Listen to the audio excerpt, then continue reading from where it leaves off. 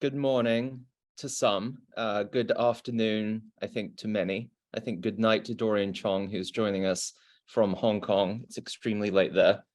Doryun, you deserve our gratitude, thanks, and admiration. My name is Christopher Bedford, and I am the Helen and Charles Schwab Director of the San Francisco Museum of Modern Art, and it's my great privilege to be moderating today's conversation.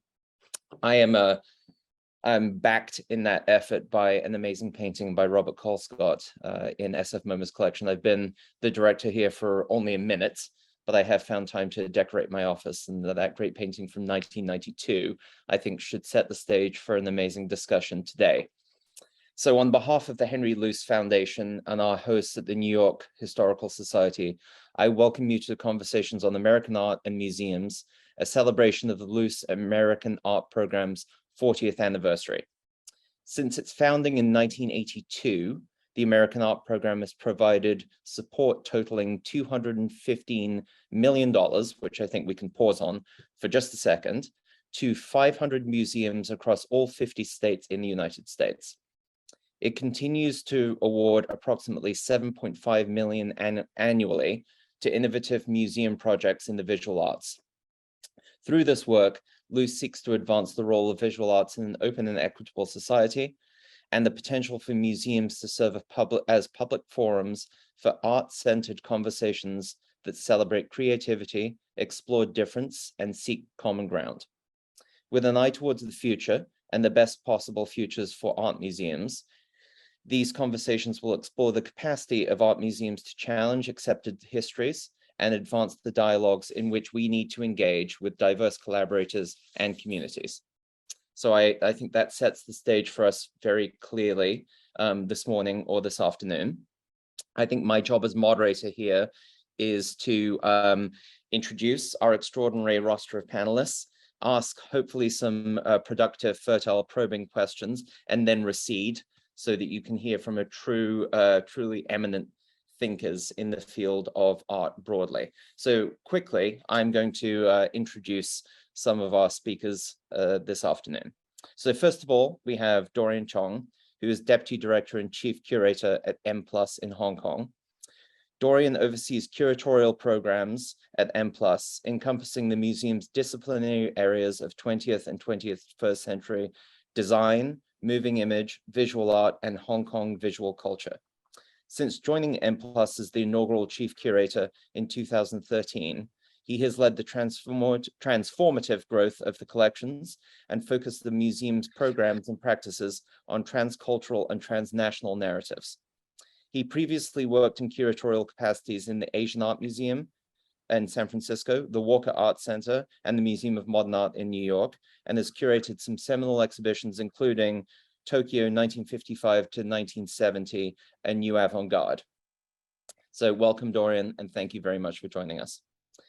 Secondly, it's my pleasure to introduce Bridget R. Cooks, Associate Professor, African American Studies and Art History at the University of California, Irvine. Bridget, welcome. Thank you. A scholar and curator focused on art by African Americans, Bridget Cooks holds the positions of Chancellor's Fellow and Professor of African American Studies and Art History at the University of California, Irvine. Cooks is the author of Exhibiting Blackness, African Americans and the American Art Museum, positioning you perfectly for this conversation. Her work has been recognized with awards by the Ford Foundation, Southern Poverty Law Center, the Getty Research Institute, California Humanities, and the James A. Porter and David C. Driscoll Book Award in African American Art History. Welcome, and thank you very much, Bridget. Yeah. And on to Katy Siegel, who I think is just sitting down the hallway from me. Welcome, Katy. She is the SF MoMA's newly minted research director and also the Eugene V. and Claire E. Thor Chair of Modern American Art at Stony Brook University. Katy is, as I'm sure you all know, a widely published academic and curator whose exhibitions include Joan Mitchell, which is currently on view in Paris at the Fondation Louis Vuitton, Odyssey Jack Whitten, Sculpture 1963 to 2017, which was hosted by the Baltimore Museum of Art and the Met. An important exhibition entitled Post-War, Art Between the Atlantic and the Pacific, 1945 to 1965, which appeared at the Haus der Kunst, and of course, Mark Bradford's presentation at the US Pavilion in 2017. Lastly, and most emphatically not least, we are very privileged to be joined today by Jaune Quick-to-See-Smith, an artist, activist, historian, she's not yet visible, curator, she's coming, I'm sure, there she is, and all-around extraordinary human being, enrolled Salish, member of the Confederated Salish and Kootenai Nation in Montana. So welcome, Jaune. Thank you for joining us. Thank you so much. So for more than 5 decades, Smith has been creating abstract paintings and prints that merge personal and appropriated images to voice incisive socio-political commentary. She has represented in major museum collections across the US and has received innumerable awards, including the Academy of Arts and Letters Purchase Award, the Women's Caucus for the Arts Lifetime Achievement, New Mexico Governor's Award for Excellence in the Arts, Georgia O'Keeffe Museum's Living Artist of Distinction Award, and the Woodson Foundation Lifetime Achievement Award. She received her MA in Visual Arts from the University of New Mexico. I'm sure that just scrapes the surface of your achievements, but I tried hard, Jaune. Thank you for joining us. Thank you so much. So what I'm going to attempt to do here is ask each of our great speakers a few questions. And by the end of this conversation, ideally leave maybe 10 minutes for all 4 of them to talk together. So Doryun, I am going to begin with you. I think a lot of us on this call are variously engaged with, let's call it reparatory work. We're looking at institutions, we're looking at stories, we're looking at art histories that require a lot of repair. Looking back, we're looking for those blind spots, those moments of bias and racism, sexism that have structured the histories that we think we know, and we're rebuilding our museums accordingly. You, on the other hand, since 2013, have been building a whole new art history in a whole new museum, which I think is extraordinary and enviable. And Hong Kong, like San Francisco, is a highly cosmopolitan, highly complex place with a very long and complicated history. So I would love for you to share, and I'm well aware that this is a very big question, how one goes about building an art history in that site for the 21st century. Yeah, it is a very big question that I've been asking myself and my team of colleagues over the last 9 years, going into 10 years. But really, we started this project because there was an incredible vision and brief that was already put together even before any of us were here. There was a group of people under what was called the Museum Advisory Group that was convened by the Hong Kong Special Administrative Region government around 2006, 2007. So almost 7-8 years before the project began, there was a very clear brief that this museum called M+, which stands for More Than a Museum, will be a visual culture museum with global perspectives, but that are rooted in Hong Kong as one of the most cosmopolitan cities in the world. And of course, that cosmopolitanism is based upon long history, Chris, as you were just suggesting, long and complex history of exchanges and hybridities, but also, of course, colonialism. So that brief was extremely clear. And I think we had also a lot of leeway and a lot of space for interpretation.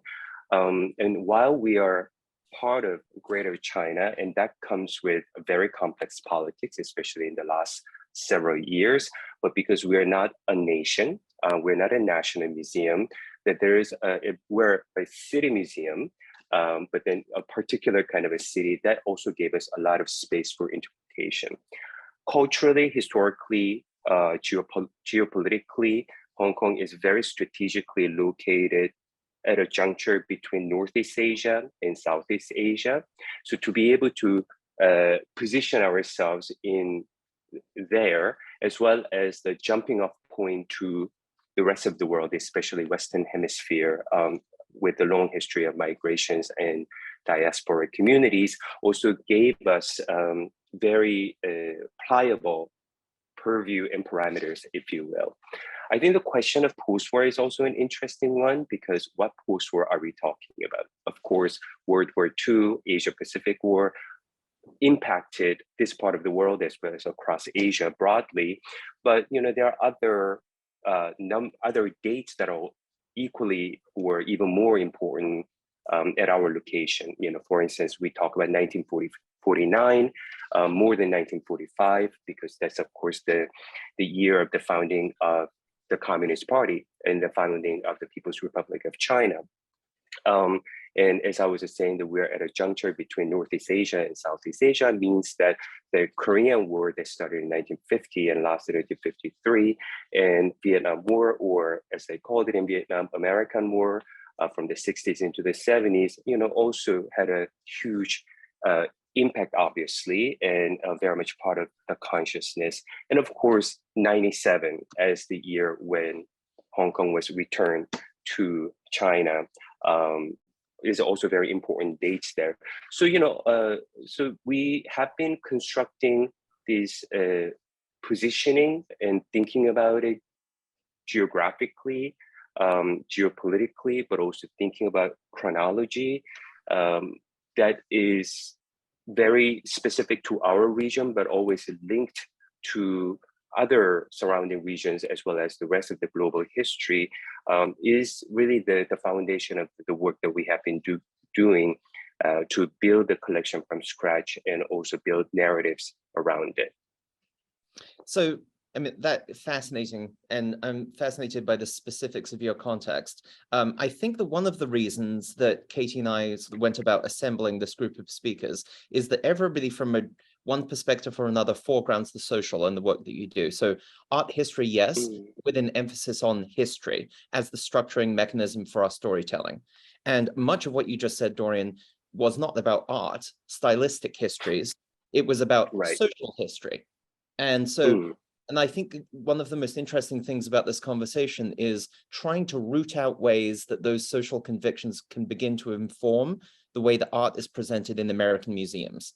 So I know that I'm putting you on the spot yet again, but so how do those convictions around the social begin to shape the actual experience of art in a museum? How do you go about doing that curatorially, designing those experiences that maybe privilege history just as you privilege the object?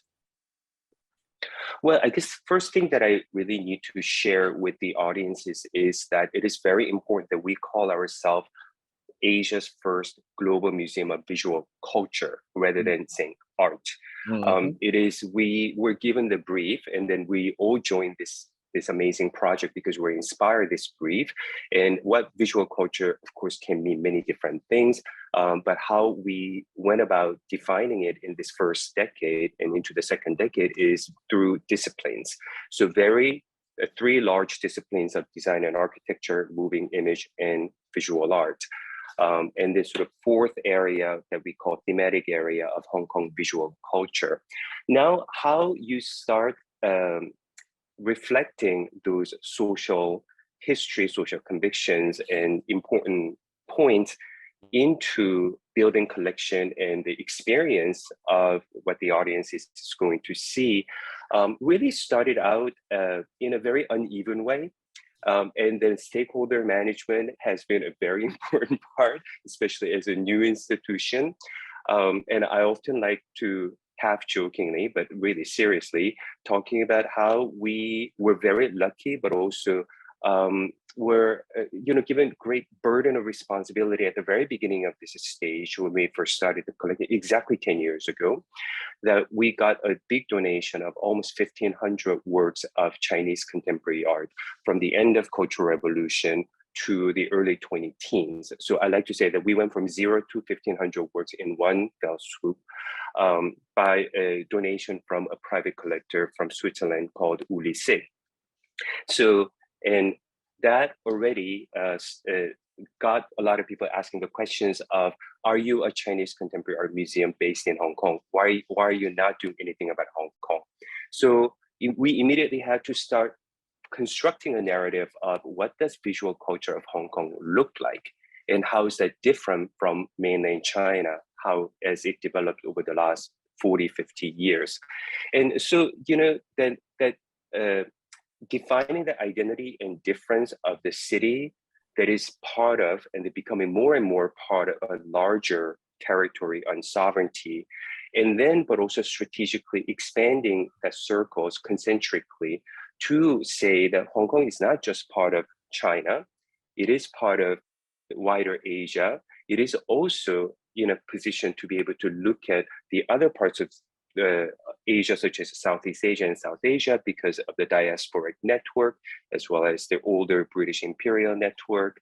And the two really constantly turning the identity of the city and its visual culture in a way to complicate it was our strategy. And then this is something that we are also constantly trying to remind our first layer of audience, who are of course people who are living in Hong Kong. They have a certain fixed idea of what Hong Kong should be and what its representative visual culture is about.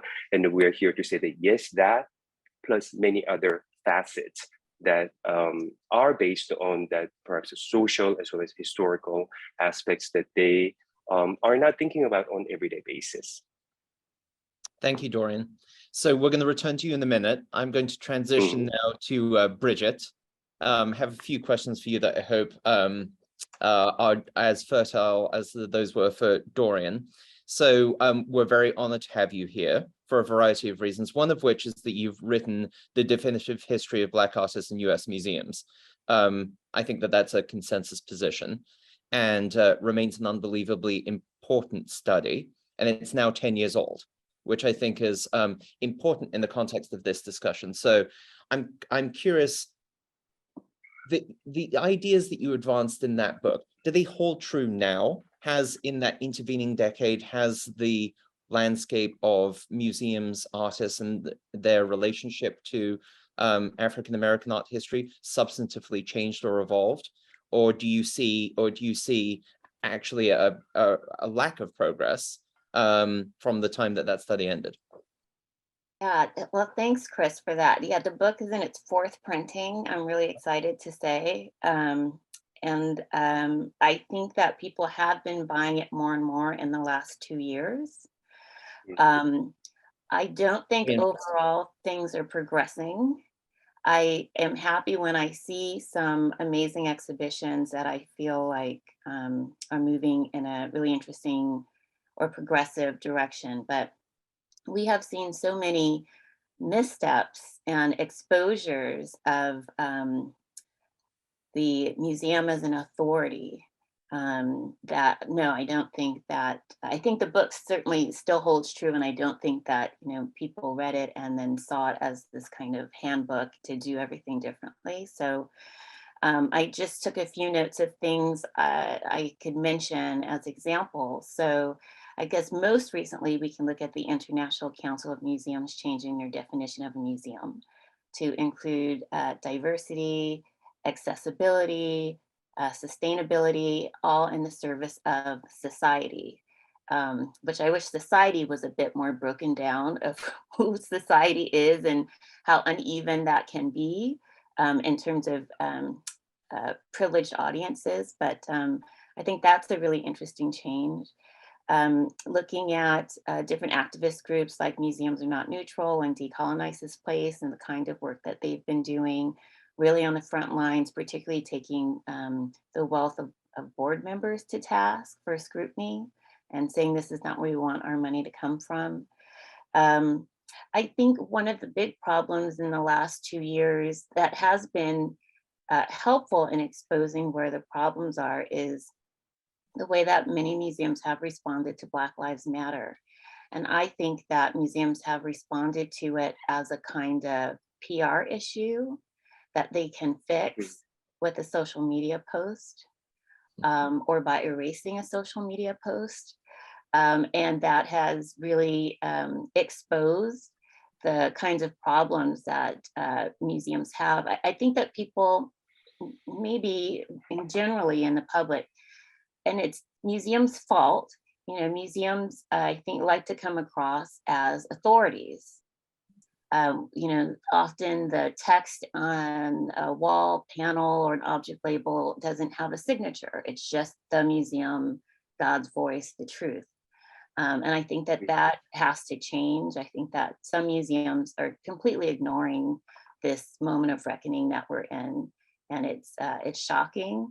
But other museums are exposing themselves the way that they're trying to handle the problem of perhaps looking like they're racist. And even though they just don't want to look that way. And so they have to figure out a way to do something differently. So I think, this has been an opportunity for museums to look inward and rethink their roles in society. And perhaps clear house as appropriate, so they become unwelcoming places for white supremacy. The root of the problem, I think, is that we have to look at where our sources of funding come from. So board members have a tremendous amount of influence in what gets purchased, what exhibitions are shown, who gets hired, those kinds of things. And until we can change funding streams, I don't think that there's going to be largely any change, because the question is, how do we meet the needs of the people, right, outside, but not offend the wealthy people inside who don't think Black Lives Matter, or else they wouldn't be rich in the first place. So there's this basic contradiction. And yeah, I have some other, I don't know how much time I have, but I have. If you're running out of time, I would have interrupted you. I'm enjoying. Okay, so I have to mention you, Chris, and I've been talking about your bold move in 2018 to deaccession works, which when I read about that, you could see it on my face, and I was just laughing, and I thought, here we go. Somebody's really going to do it. Someone's really going to just say, here's a way that we can transform a collection.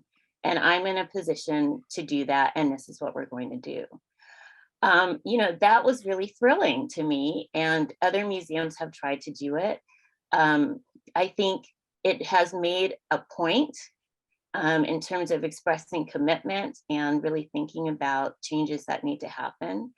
And I think another point that it's made is that there has to be a new funding base, right? So that if deaccessioning really ruffles people's feathers, then let's find money, new money, other sources of money to really transform and expand the collection, right?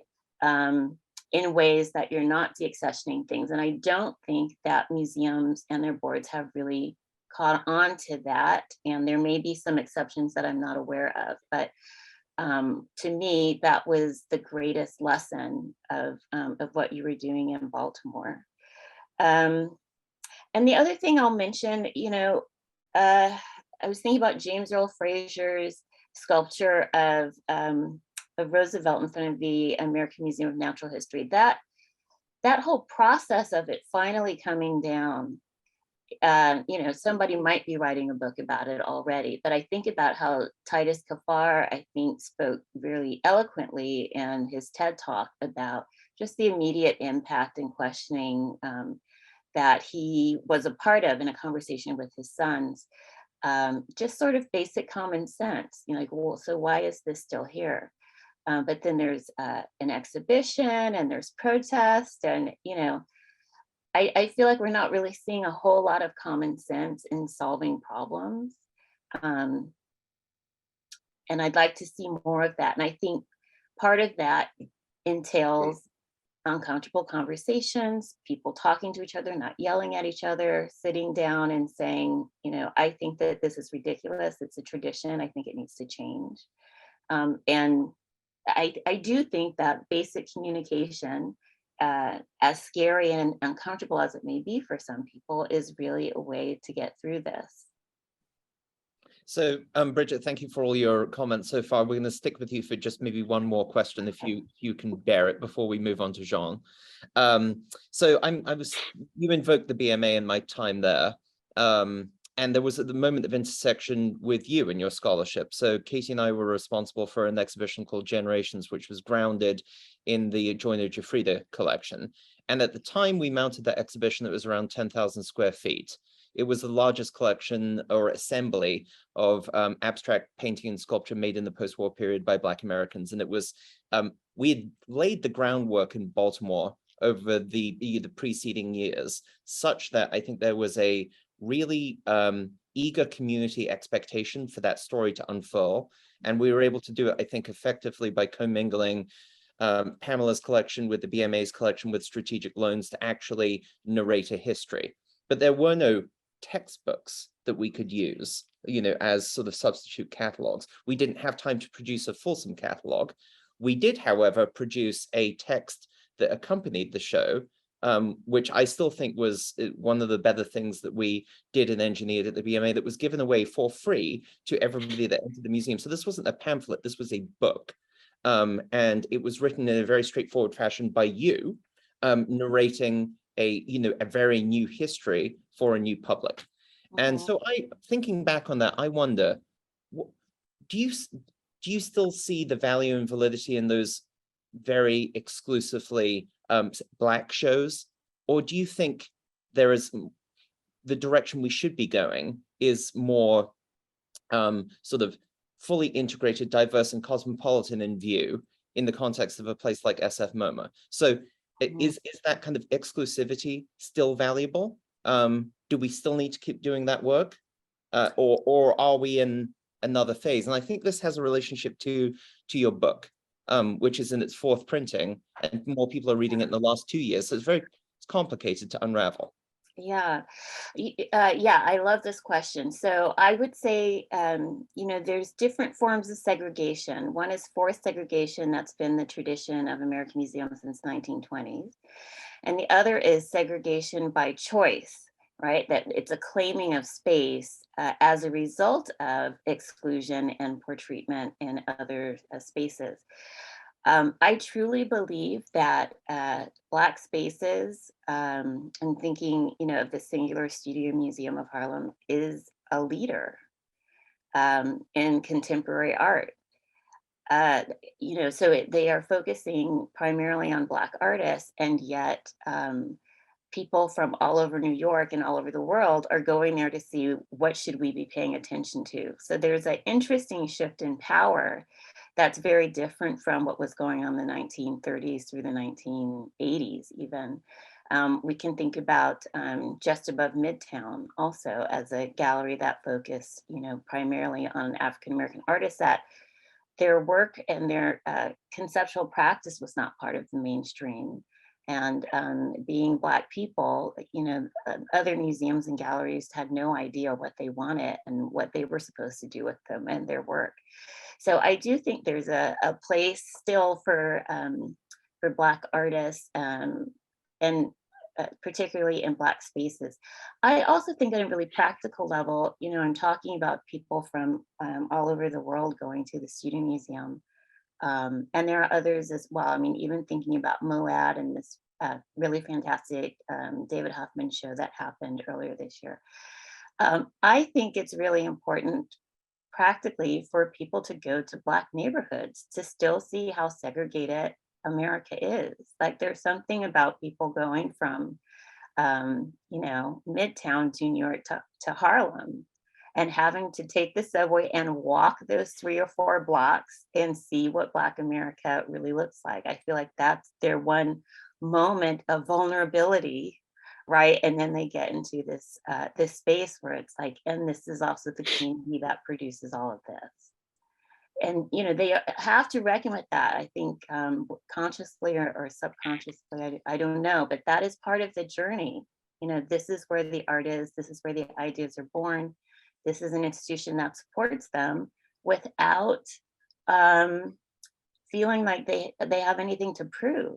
If you go to the Studio Museum, and I don't work for the Studio Museum, I'm not paid by the Studio Museum, let me just say that. The labels are not going to say this is a Black artist. But if you go to another museum, right, any number of municipal museums, there is an alert. This is an African-American artist. Yep. So, those are conversations that museums still need to have, I think, with their constituents. I don't think there's a right or wrong way to do labels for everyone or identify people for every institution, but it's something that museums still need to address. Thank you very much, Bridget. Okay, Jaune, you're up. Oh boy. Yeah, boy, what a way to follow those guys. I know. But I have a good question for you, or Oh, unless you just want to go. No, I made notes here because I could just like there's so many things here that you know that we agree on. Let me say I'm coming to you from New Mexico and the unceded lands of our Native American tribes here. There's 23 federally recognized tribes and 19 Pueblos, 3 Apaches, and the Navajo tribe. They live, love, laugh, celebrate life, dance, and drum here, and they have continued to do this since the creation time. I give thanks to them for my ability to live and work on these lands. I'm only saying this for people to remember that this land was stolen clear across the country. So I just want to put that out there.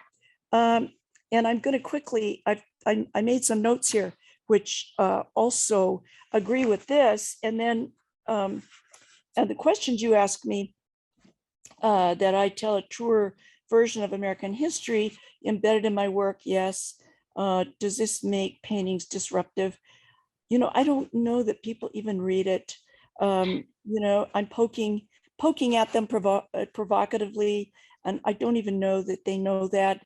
You know, so does that explain some of the resistance? Yeah, I suppose sometimes I'm seen kind of as a troublemaker. It says I've spent years working to change art history for Native people in the mainstream.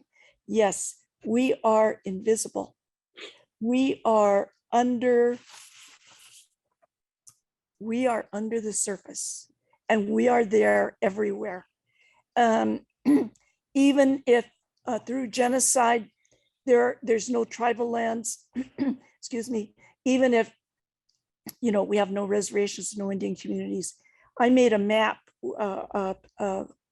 like, you know, riff off of Jesser John's, and I put clippings out of newspapers in every single state. There were conferences, there was women's rights, there were children's thing, you know, things about children's health everywhere, clear across the United States, which means that Native people live everywhere. People don't know it. We're invisible. So now I'm going to skip and I'm going to say our Native and Indigenous communities have few collectors of art to no collectors of art. That is a difference between other communities, other BIPOC communities, and us. It's clearly an economic issue since we have the highest rate of unemployment in this country. Of any ethnic group in the United States, we have the highest rate of diabetes. We have the highest rate of suicide. And though our tribes and communities are scrambling for access to broadband, just this week, a grant was given to my tribe in Montana, the Confederated Salish and Kootenai, for broadband because 76% of the tribe doesn't have broadband. That's access to education. If you don't have broadband, you do not have education. We are so far behind the mainstream population in terms of education. So let me say, if we do not have art collectors within our ranks, okay, and we do not have museum personnel working in the museum, then what do we do to help the recognition of our thousands of artists who still operate within the confines of the government structures for art?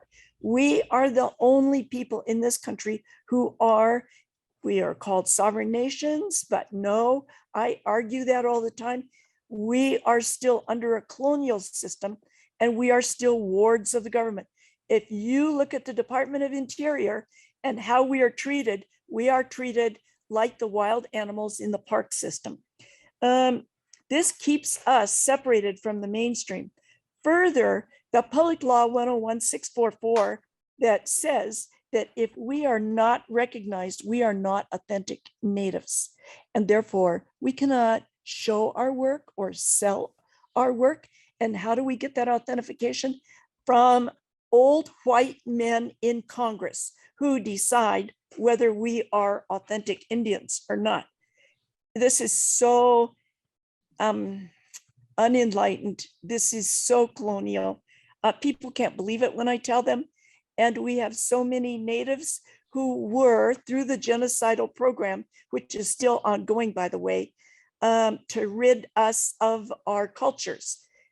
Genocide is not just always chopping off arms, legs, and heads and killing people and pushing them into mass graves, which they did to us early on. No, it is about your education. It's about your health care. It's about your culture. And if you take all those things away from people, that's genocide. Okay, so I'm talking about genocide here. Recognition comes through the Indian Arts and Crafts Board in the Bureau of Indian Affairs in the Department of the Interior. So I'm just talking about this colonial system that most museums in this country are not even aware of. So let me say, most of the museum personnel in this country will travel to Asia. They will travel to maybe Iran, maybe they'll travel to Turkey, Morocco. Do they ever go to a Native American community? And Bridget, you are so right. No, they don't come to any of our communities or our reservations. Or let me say, in the spring of the year, in every April, we have a powwow, biggest powwow in the world. It's the largest. We have thousands of Indians who come in here from Canada, all over this country, and even from Mexico. Yes, those are Indian people. And when I look across the arena, which holds 18,000 people and more outdoors waiting to get in, do I see white faces there? I can see the white face of my husband, but not very many, a few that are intermarried. That's about it. So would a museum ever come to that? They never come. I never see them. So I think, Bridget, like you were saying earlier, do they come to our communities? Would they learn something? Absolutely. And I think that's a change that needs to be made within the museums. So I'm saying that the museums operate off of a triumvirate system. And I'm going to do this quickly because I know my time is up. The very wealthy. John, you can keep going. Just keep going. Okay, Yep. The very wealthy who acquire art and form collections of mostly European or white American males donate to the museums. Their money forms the collections. It's their monies that pay for the scholarships in the museum, that money, and then they serve on the boards, and as well as donating the money to run the museum and pay for the staff. The staff inside the museum is generally a majority of white members, often from the upper classes, because the low pay in the museums, the rest of us can't afford to take that job. That keeps us riffraff out of the museum. So the low paying salaries and the people who are there are the privileged people who come from the rich families who purchase the white art. They study and write about the white artists in the collections of the museums. The third part of this triumvirate, the university scholars who write the academic books, as you mentioned, Bridget, and the critical writers who serve the media write mainly about the white artists. This forms a cohesive triumvirate that is impermeable. Okay, so we can talk about how to solve this. I'm done. Thank you. So you have a couple more minutes. So I would love to the diagnosis is flawless. And as you well know, you light the fire in me, and I'm sure you've lit the fire in everybody else that's listening. And so you did exactly, I think, what we imagined you would do. But I do want to transition us a little bit to, so if we know the condition, we know the problem, how do we begin to grapple with those solutions that will radically improve our museums and their relationship to Native communities in this country? What are those steps that we might productively take to address the fact that we are historically and highly white-centered, and change that? Assuming that there are institutions in this country that have the will to do that, and I know that there are. So some, at least. So how does one go about doing that? I have one provocation for you, which is an upcoming exhibition that you curated for the National Gallery. Yeah. So is that something that will make a difference? No. No, Yep. it won't. Okay. It's not going to make any change. Yep. I mean, interested people who are interested in Native people, will go there. Will they read my writing? Probably not. I'm telling them something seriously that's not considered in the universities and academia about Native art, or about why the land is so important to Native people in this country, but that I doubt that it'll raise any ire or, any academic standards. I doubt that. So if an exhibition like that is going to be ineffective in relationship to the broad problem, the ongoing genocide, Mhm. what can we do in your view that would significantly impact the system and begin to point us in the direction of positive change? I think that we like Bridget said, I think that we need to maybe come up with an affirmative action plan. I know how everybody hates that word. I know that people are disgusted by it and point their finger and call it racism. But how do we get out of this muck? How do we get out of this ditch? We have to come up with something that tackles this whole issue of money and moneyed funders and economics. Bridget's right. Thank you, Jaune. So I'll let you off the hook for a short time, and then we'll reconvene for a collective conversation at the end. Katy, I'm moving on to you. Good luck following the three of them. Ridiculous. Yeah, I probably should have put you in the middle, just as an act of mercy. But so you and I, to some extent, have spent a good portion of our careers in the museum field dealing with the canon of art history and its relationship to real history. I would also say that you're unusually research oriented as a curator in the very large museum. I think you share more in common with, say, Bridget than you share with a traditional curator. And I think that has to do with it structured a lot of the work that you've done. And we've talked a great deal about the need to put history in the different relationship to art in order to tell new stories and to engage new and broader audiences. So this relationship between the canon, the story of art, and history itself, I think is your core intellectual problem. I think it seems to me that the Academy is further ahead in this area, actually, than museums. I think we've seen social art history, actually, some of the roots of social art history, Michael Baxendale, and his time at Berkeley years and years and years ago, that was a conviction of his. And yet I don't think we see social art history embodied in the museum. I think that's part of what Bridget is calling for. It's certainly part of what's structuring Doryun's work at M+. That I believe, although I don't want to speak for Jaune, that being more direct about the social conditions of art production would begin to if we're unflinching, begin to materially affect those histories that we see in galleries. So how do you, what's the route you see, Katy? How do those two things resolve to produce a new historical experience? I think, and it is truly unpleasant to go after the three of you, so clear. And the level of discourse is so much higher than the art historical discourse I was raised on. So just that as a starting point in the US Academy and museums, it was very much a split between Americanist art history and modernist art history, with American being like those old brown paintings, as Darren Walker calls them, or, sort of sociologically important histories versus formally and technically important histories. And in the last 20 years, Tara and Luce and other, the Smithsonian, other groups have spent a lot of time trying to undo that dichotomy, but that really shaped scholarship, and it also shaped American art museums in the 20th century. So, with MoMA, the Whitney, the ICAs, everyone taking a different position on either side of that binary.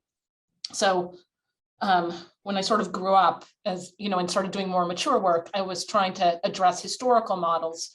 That stylistic, evolutionary model of art history just seems so wrong when applied to American art history.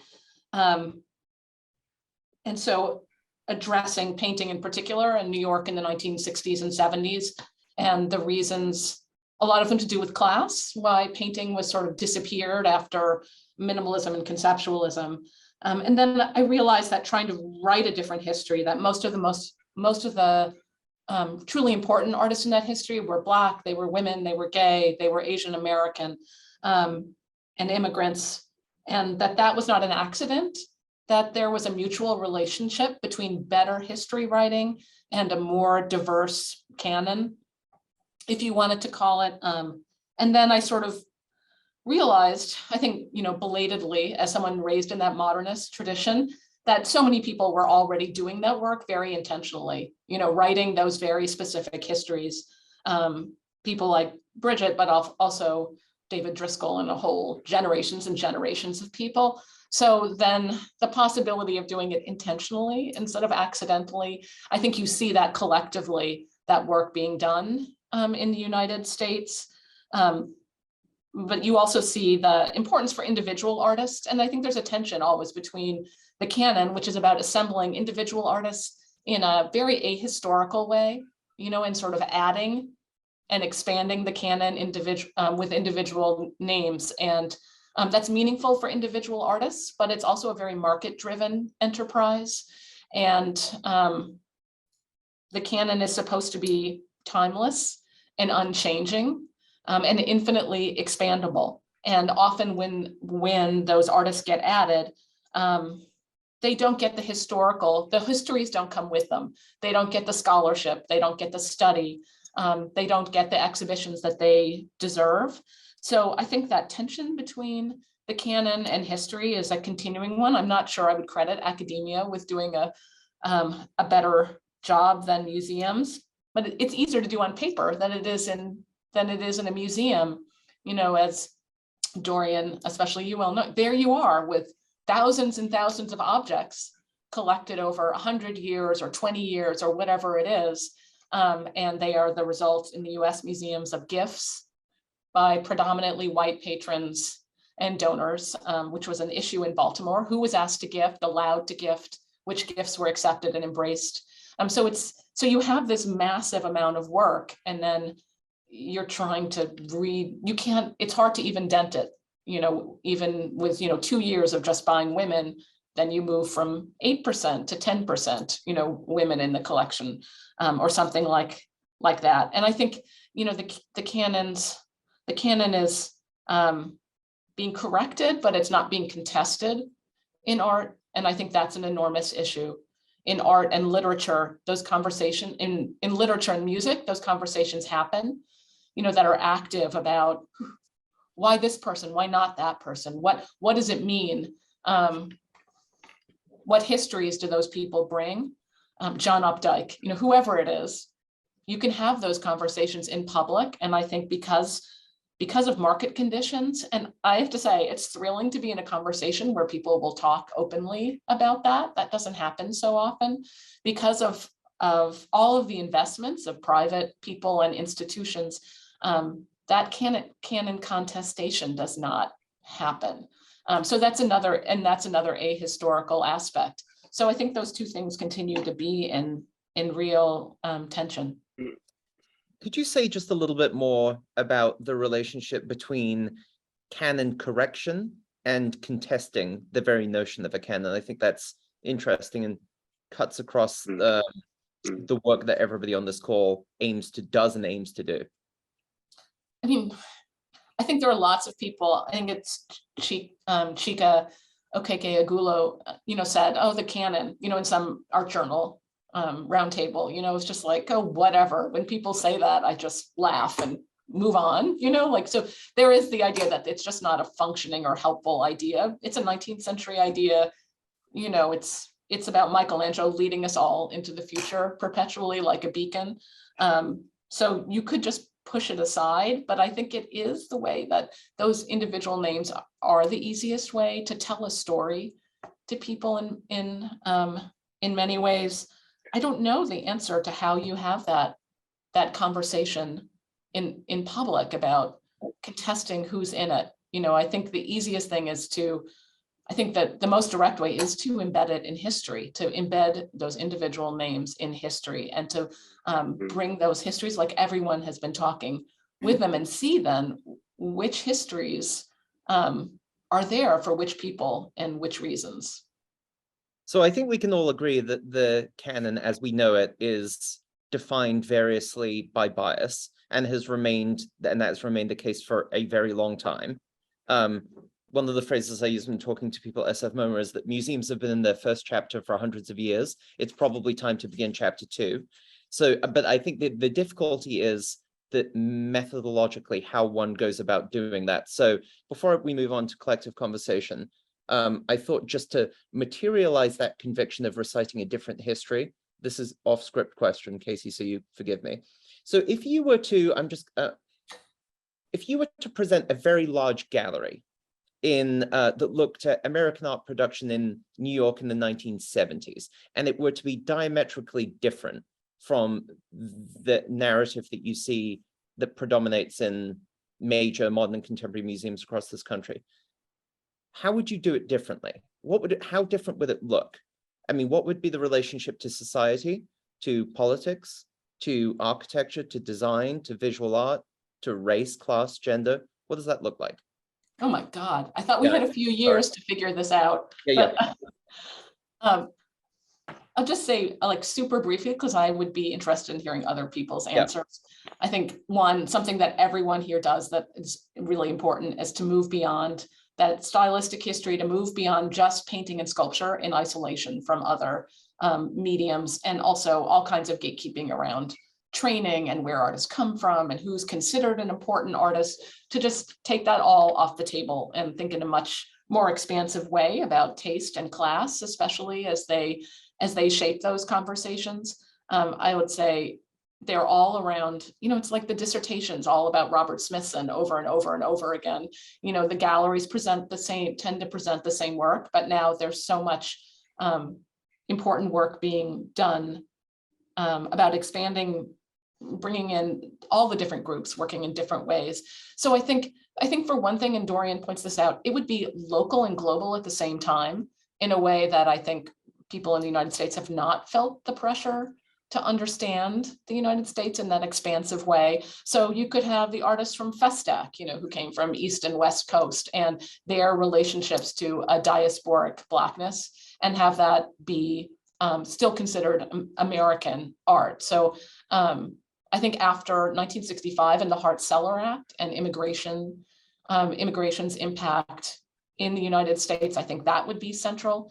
So I think following that, making sure it's local, looking at who's in New York very expansively beyond Carl Andre and Robert Smithson and all of those artists coming, largely from Asia after Hart-Celler, looking at the way that American artists travel and all of the funding, especially for Black artists, the John Hayes Whitney grants, and looking at those movements transnationally are super important, and transregionally, and then bringing in the global as a thread rather than as an extractive acquisition methodology.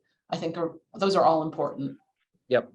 I think that's great. That was very, very effective when I put you right in the spot there, Katy. You've given curators across the world ideas for a 1970s gallery. So we have only 7 minutes left.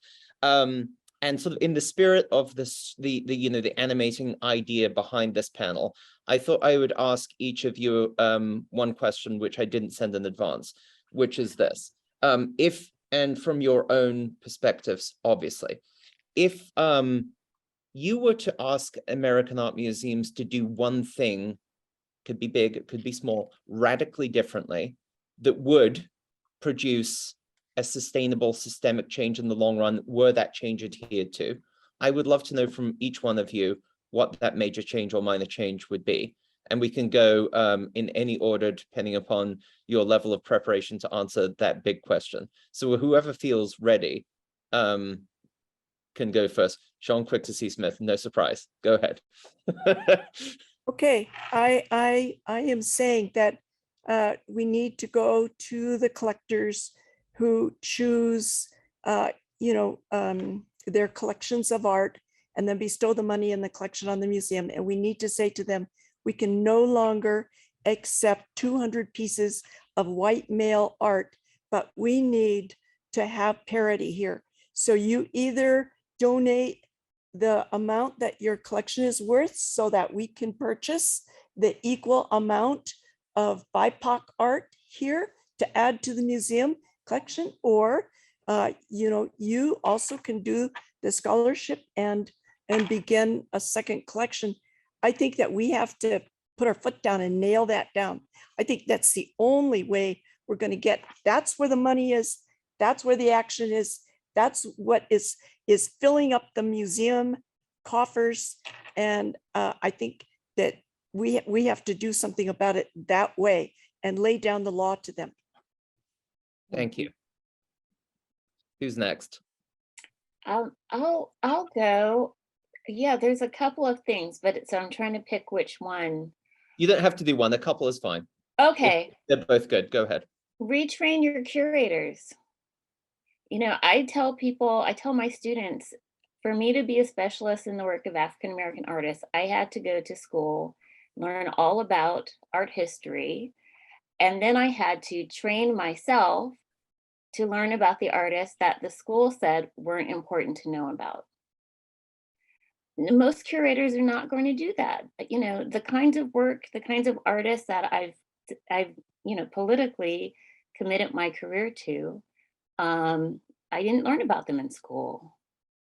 So, and people, it's your training, but it's also your interest. And for some people, their training is definitive. I went to school and now I knew everything and I'm an authority. So that's one thing. We need curator school. And I'd say the second thing is there has to be a way for museums to represent their permanent collection, so that when they're looking at these paintings of great historical paintings, or I've been really fascinated with Copley's Watson and the Shark and wanting to tell that story differently. I'm really interested in how the story of that painting is told at the National Gallery versus the Met versus Detroit, right? It's like one way to transform the museum is by collecting, and I'm 100% on board with John's idea, which I think is awesome. And I also think that it's about being accountable for the stories you're telling in your own permanent collection, and not to see that those two things are not related to each other. So there has to be a way that museums have to be accountable for their masterpieces. I will say I have been really impressed with the labels at the DeYoung and their permanent collection. I have never seen labels like that. And I was almost walking around like this, like, they're really telling the stories in these labels, in a way that I couldn't believe that they would do that. So I'll stop there. Thank you very much. Okay, Doryun, what can your perspective in Hong Kong teach American museums? Well, let me just start by saying that I think this has been really thrilling to be part of this conversation, because I've been away from the US for almost a decade now, but I was educated there and my whole museum training was there before I moved here. The only thing that I knew was the American museum way of doing things. And I became a curator because I was given the opportunity with the affirmative action title when I went to the Walker through the Fellowship for the Diversity in the Arts. And I still think that when I was hired at MoMA in the painting and sculpture department, I still thought that was affirmative action, and I think it is still continuing there in a still minor way, but certainly improving over the years. So, I really think of myself as Americanized, and I try to follow as much as possible what American museums are going through, how they're evolving or how they're not evolving. So it is really useful to be part of this conversation in a really intense way. I guess one thing that I would say, being literally on the other side of the world and still tapping into the training that I got for 15, 20 years in the US and trying to apply that, but also do things in a different way, is to, I guess, kind of echoing what Bridget is saying, curators and museum professionals unlearn what you have learned and unlearn and relearn by actually be much more porous and much more curious, and then look at other sides of the world and really truly learn from what they are doing. And I think we're kind of perfect example because we have been a collateral damage of what I like to call a propaganda war from both sides. So, we like to think that propaganda only comes from a communist sovereignty, but, if you read what major press, New York Times to major international art press have been writing about us in Hong Kong, like we are have been suffering under dictatorship, and that's not exactly what it is. That's far from the truth. So, I mean, it's been kind of fascinating when I run into American colleagues, but European colleagues, but also other Asian colleagues, and they were asking questions such as, "We are very curious about your museum. We would love to come once the quarantine rules relaxed, and that they are relaxed now, but we're afraid of going to Hong Kong because we're going to be arrested," or So I asked them, "Are you planning to come and incite violence? Are you going to protest against the Chinese Communist government? So it's really incredible that how people in our business are also so, I have to say, brainwashed by how media is painting the picture on this particular part of the world. But it's not just about Hong Kong and China, And so I would really say, unlearn it's not just about curatorial work or art history, but about how American way of view of the world itself is highly overdetermined and predetermined, and really question that, and then talk to your colleagues who are working in other parts of the world to really to question the fundamental assumptions about how America sees the rest of the world. So I realize that we are 2 minutes over time. I want to say, Doryun, that there's, I think, pitch perfection as an endpoint, the idea of unlearning and the idea of curiosity and porousness. I think if those principles embedded themselves within our institutions, I do think in the long term we can transform, which is, of course, I think our collective goal, and hopefully that goal of everybody listening. So I've been truly humbled to listen to this conversation. I think the four of you are extraordinary, and I thank you for your time, and to Luz for hosting us. So I think that concludes our session. Thank you all.